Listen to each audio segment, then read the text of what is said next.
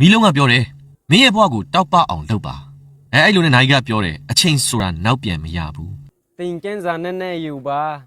အလောရဲ့အစာမပြေတဲ့အရှင်ငွေကျအစာမပြေတဲ့အရှင်မိသားစုရဲ့အစာမပြေတဲ့အရှင်ကိုဘဝမှာအခမြတ်စွာရင်ဆိုင်ရတဲ့အရှင်ဒီဗီဒီယိုဘဟုတတလဲကိုကနာချဲလိုက်ပါ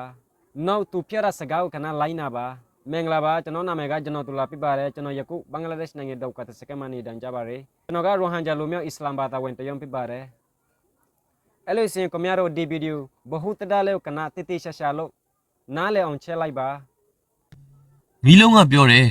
မင်းရဲ့ဘဝကိုတောက်ပအောင်လုပ်ပါအဲ့လိုနဲ့နိုင်ကပြောတယ်အချိန်ဆိုတာနောက်ပြန်မရဘူးပြက်ကတိန်ကပြောတယ်ကုံလွန်သွားတဲ့နေဆွဲတွေကိုပြန်ပြီးတတိမရပါနဲ့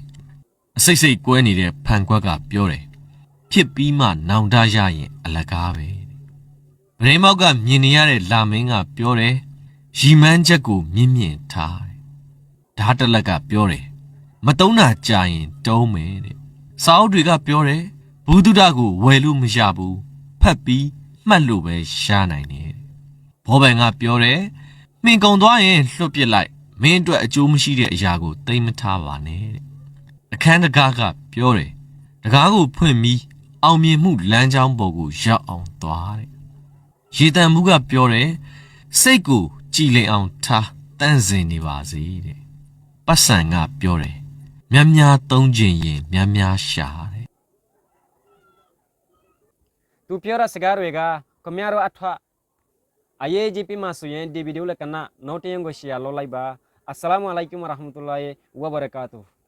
မီးလုံးကပြောတယ်မင်းရဲ့ဘဝကိုတောက်ပအောင်လုပ်ပါအဲ့လိုနဲ့နိုင်ကပြောတယ်အချိန်ဆိုတာနောက်ပြန်မရဘူးပြက်ကတိန်ကပြောတယ်ကုံလွန်သွားတဲ့နေဆွဲတွေကိုပြန်ပြီးတတိမရပါနဲ့